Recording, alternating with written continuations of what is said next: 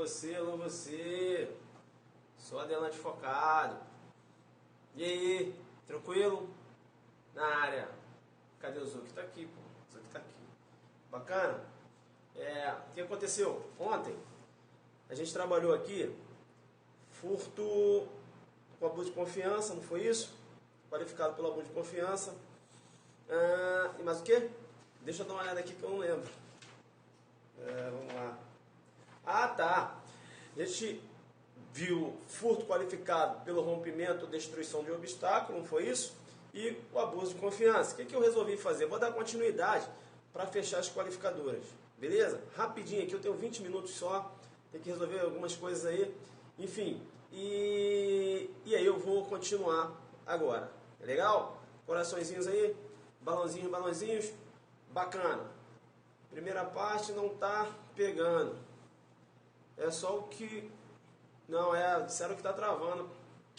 Mas fazer o que, né? Complicou. Bem, a gente viu lá, né? O abuso de confiança. E agora, eu tenho que falar do furto mediante fraude. Eu não vou aprofundar muito no furto mediante fraude, porque eu já aprofundei, eu já estudei o furto mediante fraude. Quando eu estudei o furto mediante fraude versus estelionato versus apropriação indébita. Eu dei uma aula dessa aí e você tem aí no seu Zuquiderno. Você tem aí. Bacana? Vamos lá então. Perceba bem que lá no artigo 155, né? Artigo 155, parágrafo 4º, inciso 2, qual tipo de circunstância que eu tenho ali no inciso 2 que qualifica o furto? Rompimento de obstáculo, não é isso? Abuso de confiança, não é isso? E agora eu vou analisar o furto mediante fraude. Furto mediante fraude. Bacana? Furto mediante fraude. Só para fazer um acerto aqui, o inciso 1, né? O inciso 1 fala do rompimento de obstáculo, legal? Aí o 2 sim. O 2 fala lá em relação ao abuso de confiança. Bacana? Furto, abuso de confiança. E aí também tem a questão da destreza, né? Da fraude. Legal? Bacana. Perceba bem, furto mediante fraude. Furto mediante fraude. Eu utilizo um ardil para diminuir a vigilância da vítima em relação ao bem. É aquele exemplo que eu dei, que o Zuquimindo, ele vai até uma relojoaria, ele quer um relógio, não é isso? Mas veja que ele já vai desde o início com a intenção de subtrair o relógio. Ele diz o seguinte, olha, eu vou ter que usar um ardil para diminuir a esfera de vigilância da vítima. E ele faz o seguinte, chega lá dentro dessa relojoaria, ele diz o seguinte, ô proprietário, eu gostei desse relógio aqui, bacana, mas eu estou vendo um outro relógio ali que chama muito minha atenção. Quanto é que é aquele relógio? Aí o proprietário vai olhar, qual? Aí ele vai e coloca no bolso. Ele usou um ardil para diminuir a vigilância da vítima. Legal? Eu tenho aí o furto mediante fraude. Importante falar do furto mediante fraude também, eu acho muito importante, é que se você for usar a técnica, algumas situações que em tese seria estelionato, a jurisprudência entende que é furto mediante fraude. Isso é construção da jurisprudência. Como por exemplo, você tem aí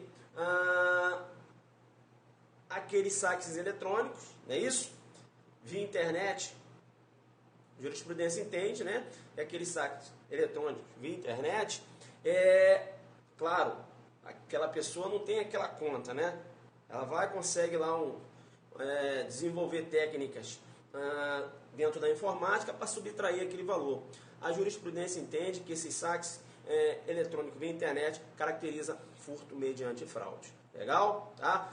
Outra construção da jurisprudência, porque se você for usar a técnica, poderia sim também ser estelionato, mas a jurisprudência entende que é furto mediante fraude. Qual é o caso? Test drive. Tá? Test drive para a jurisprudência é furto mediante fraude. Na outra aula que eu dei, que eu fiquei fazendo a diferença entre furto mediante fraude, estelionato e apropriação indébita, eu aprofundei mais lá no furto mediante fraude. Então você tem essa aula aí, e aí eu falei diversos aspectos que em tese levaria para o estelionato, né? E a jurisprudência dando essa roupagem de furto mediante fraude na questão do test drive. E por que a jurisprudência joga o test drive como um furto mediante fraude, né? Entende essa questão do test drive, quando há subtração, nesse contexto de test drive, seria furto mediante fraude. A jurisprudência faz isso porque as seguradoras só pagam, né, o beneficiário se ocorrer furto. Ela não paga estelionato.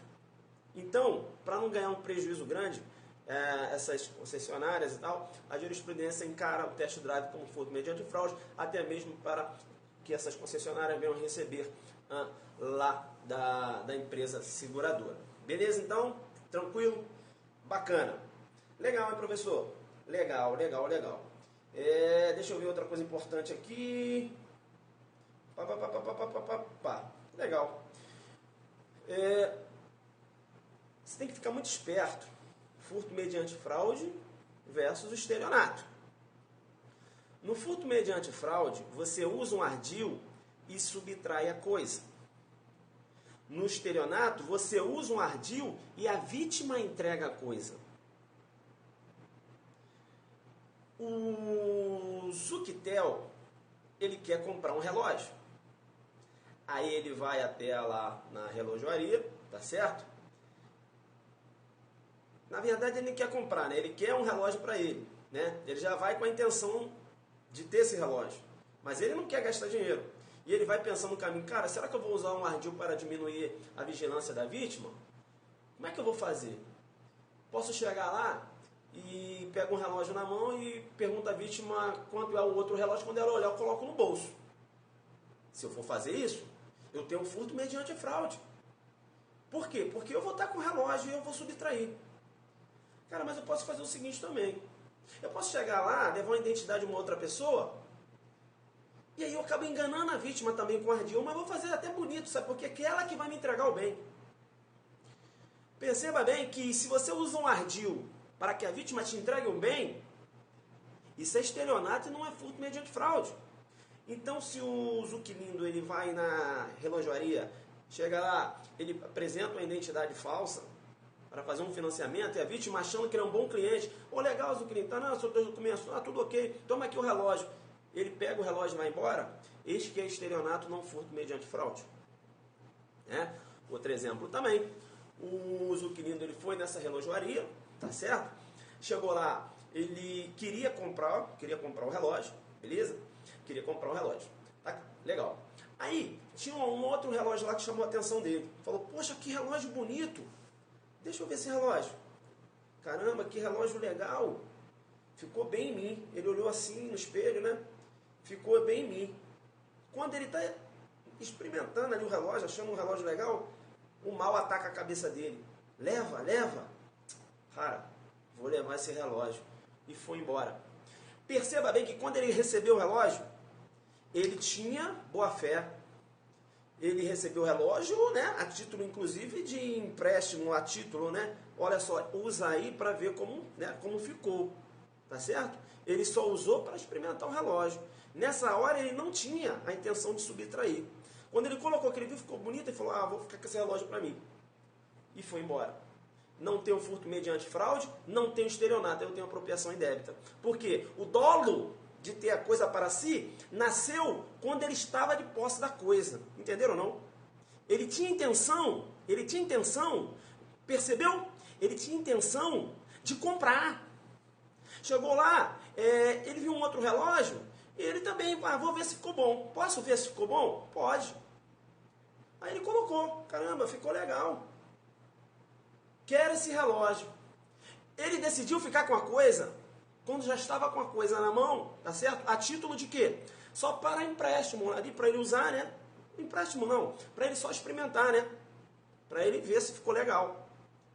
A mesma coisa acontece com aquela mulher que aluga uma roupa para ir a uma festa e chega lá, ela com a roupa toda top, né? Tal, e selfies, tal, ela se sentindo. Ela, caramba, tantas selfies. É o seguinte, vou ficar comigo isso aqui, não vou mais devolver. Saudações Brasília. Olha que o dolo inverteu. Ela tinha boa fé, quando ela estava de posse da coisa, ela decidiu ficar com a coisa. Beleza? Aí eu tenho apropriação indébita. Não tenho furto, não tenho estelionato. Então você tem que entender o dolo. Porque no furto mediante fraude eu tenho um dolo ab início. Ou seja, o dolo desde o início. No estelionato eu também tenho um dolo ab início. Ou seja, o dolo desde o início. No furto mediante fraude eu tenho o dolo do início. Eu tenho o dolo de usar um ardil. Esse dolo começa no início. No estelionato eu também tenho um dolo de usar um ardil. Esse dolo também começa no início. Mas no furto mediante fraude eu vou usar um ardil, mas eu que vou praticar a ação, é eu que vou subtrair. No estelionato, eu vou usar um ardil, mas eu vou fazer com que a vítima entregue o bem. Entenderam a diferença? Eu dei uma aula disso aqui, acabei voltando com isso aqui de novo. Beleza, então? E a gente avança. Legal? Bacana, então. Legal. Então, furto mediante fraude, tá? Fica esperto. Os examinadores adoram jogar casos concretos, misturando furto mediante fraude com apropriação indébita com estelionato. E aí você tem que ter essa malícia, né? Não cai em exemplo. Eu te dei exemplo aqui da relojoaria. 3 casos iguais, né? Assim, do cara indo lá na relojoaria para comprar um relógio. Então fica esperto, né? Nessa questão aí. Beleza? Tranquilo? Tranquilidade. Legal, então. Pois bem, ainda falando em relação ao furto mediante fraude, né? Você tem um posicionamento, eu tinha falado isso, né? Correntes doutrinárias divergentes no sentido do medidor de energia, não é isso? Uma corrente entende que a alteração do medidor de energia é estelionato, porque você acaba induzindo a empresa, né, a erro, porque o cara vai lá marcar, chega lá, você alterou o medidor para marcar menos. E uma outra corrente entende que não seria estelionato. Por quê? Porque no estelionato você entrega a coisa. Lá no medidor de energia, você está entregando? Não. Você está usando um ardil, né, para induzir a pessoa a erro, não é isso? Mas veja que a empresa não está te entregando diante desse ardil, entendeu? Então uma outra corrente entende que a alteração no medidor de energia elétrica, né, seria furto mediante fraude. Então você tem essas duas correntes aí em conflito. Legal? Bacana? Legal, então. Você vai ver nos doutrinadores, como tem o Rogério Sanches na obra dele, ele defende, né? Defende não, ele coloca lá um posicionamento no sentido da figura do estelionato. Legal? Mas eu estou falando que tem duas correntes doutrinárias. Você tem decisões de tribunais entendendo que é furto mediante fraude também. Então, professor, não sei. Qual o certo que vai adotar? Não sei. Entendeu? Bacana, então. Legal. Agora eu avanço, porque eu tenho que tratar agora do furto mediante... Falei já mediante fraude, né? Mediante escalada. Furto mediante escalada.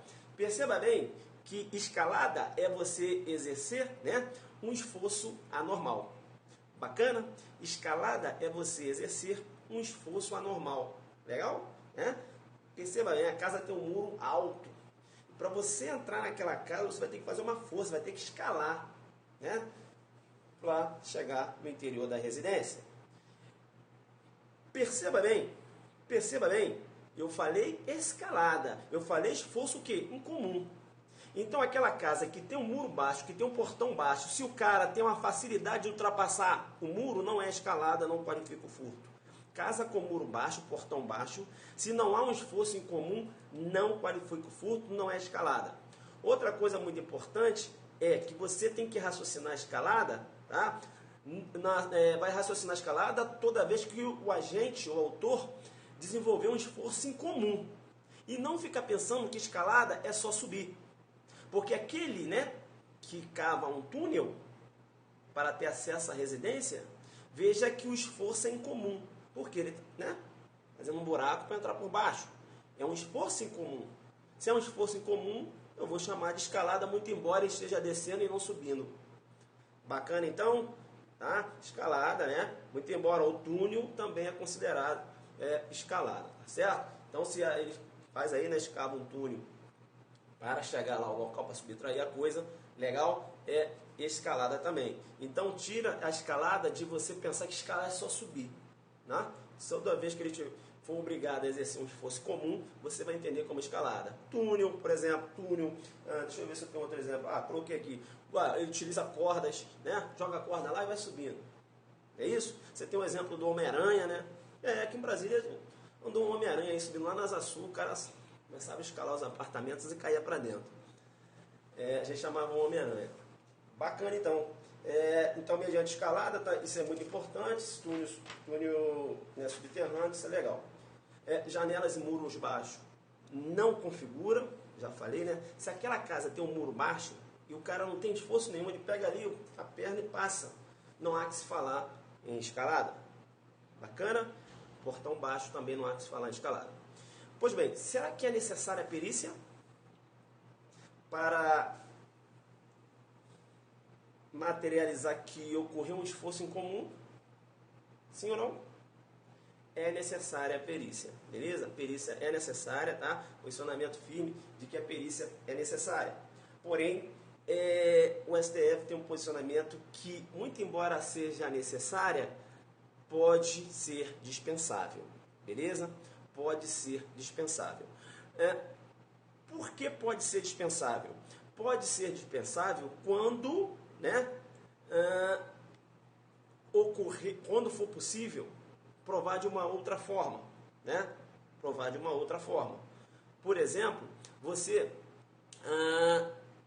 não foi realizada a perícia no local, beleza? Mas eu tenho uma foto do malandro pulando o muro. Viu uma foto que rodou pela internet, que o cara passa assim, ó, pulando na casa, a menina bateu a foto na hora? Já viu essa? Então você vai ter um exame pericial, você vai ter um exame, direito indireto, Vai ter um exame indireto, beleza? Tranquilo? Através de fotografia, através de testemunhas, Tem 5 testemunhas falando, caramba, que esforço esse cara tá fazendo lá? Caramba, olha só, ele vai entrar na casa. Tem 5 testemunhas, ali comprovando que ele desenvolveu um esforço em comum para entrar na residência, tá? Vai servir também para caracterizar a escalada. Beleza? Tranquilo? Legal. Eu avanço porque agora eu tenho que falar da destreza, Hoje eu estou assim muito rápido, Muito rápido aqui porque eu estou com tempo curto. Sou adelante focado. Alô, Saber? Fica esperto, hein, Saber? Sou adelante focado. Eu tenho que falar da destreza, beleza? O que é destreza? Destreza é habilidade, O cara tem habilidade. É o chamado mão leve. O cara é rápido. O cara tá aqui, ele puxa a sua carteira, você nem sente. Bacana? Você nem sente. E veja bem que você não pode sentir. Você não pode sentir. Legal? Bacana? Então, perceba bem que se você está dentro de um ônibus e o cara puxa a sua carteira, puxou a sua carteira e você sentiu e segurou, aí tem que ver. A carteira já está na posse dele? Ou ainda está saindo? Se ainda estiver saindo do seu bolso e você sentiu, eis que eu tenho tentativa de furto simples. Professor, por que simples? Porque a vítima percebeu. Então ele não foi hábil. Então não tem como entrar a destreza. Beleza? Professor, por que tentativa? Teoria da posse. Não é isso? Ocorreu a inversão da posse? Já ocorreu? Não, porque ele está puxando, está saindo aqui, eu tenho tentativa. Agora, se, por exemplo, ele puxou, você sentiu, quando você virou, a carteira já estava na mão dele, eu tenho furto consumado. Por quê? Inversão da posse, mesmo que ela não seja pacífica. Ele está aqui, eu segurei. Segurou, mas ele está com a tua carteira? Tá. É furto consumado. Professor, mas legal, mas ele está com a minha carteira. E outra coisa, eu segurei ele porque eu senti. Se você sentiu, não é destreza, não entra destreza. Professor, quando é que o cara então poderia responder numa situação... vamos supor aqui... Numa situação, professor, como é que ele poderia responder? Numa situação de tentativa de furto mediante destreza. Perceba bem que ele está puxando a carteira da vítima, ainda não saiu do bolso, não saiu ainda da posse da vítima, está aqui pela metade. Na hora que ele está puxando, um terceiro vai e segura, opa, peraí, rapaz, está levando a carteira do cara? Aqui, na metade. Como não foi a vítima que percebeu, foi um terceiro, se o terceiro não agisse, ele conseguiria subtrair com habilidade? Eis que aí eu tenho sim um furto tentado, qualificado mediante destreza. Legal?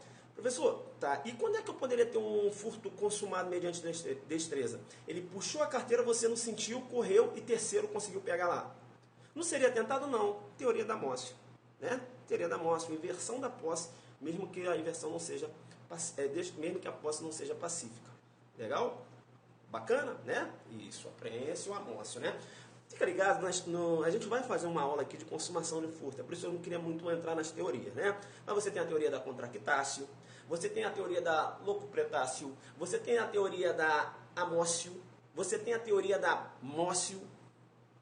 Sabia disso? A aula vai ter que acabar, tá certo? Tenho um compromisso, vou ter que sair agora, mas perceba bem, eu continuo, a gente parou no furto mediante destreza e a gente continua na próxima aula. Um abraço.